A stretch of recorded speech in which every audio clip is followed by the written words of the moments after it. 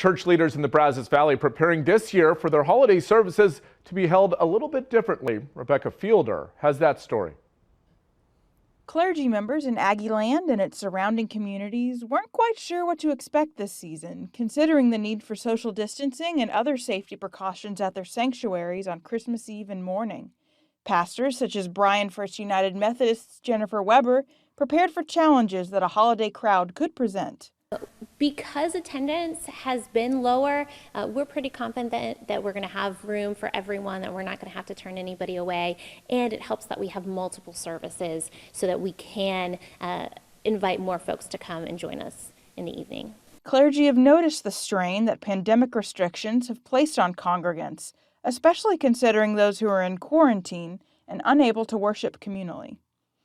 A big part of our faith is receiving the Eucharist, being able to actually consume and eat of the body and the blood of Christ. And so this year, especially for those who are live streaming, have not been able to actually participate in the Eucharist. So that part has been hard. Despite some challenges, these Christian leaders offered their congregations words of encouragement. Pastor Weber and Father Stratton centered their holiday sermons on the shared belief that God will bring people through hard times. In Burleson County, Caldwell First United Methodist Senior Pastor Wayne Calder said that the hopeful message of Christmas seemed intangible at first this December, but that feeling recently changed for his church. The Christmas program we did 2 weeks ago seemed to awaken a Christmas spirit in people that I hadn't seen. So our Advent season actually started the last Sunday of November, and there was just kind of that drag to it, but that program was so well done.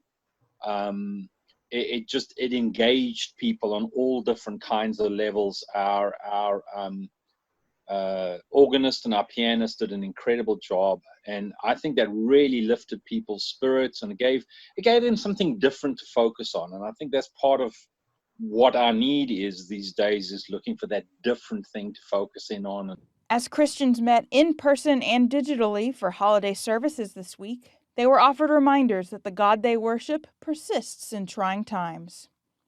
So even in the midst of the pandemic and things that are going on, God is still with us. He's still present. God is still in our hearts. And so just encouraging people to have that hope and to invite the Lord in their hearts and to find them, to encounter them in their homes and in each other. In the Brazos Valley, I'm Rebecca Fiedler, 25 News.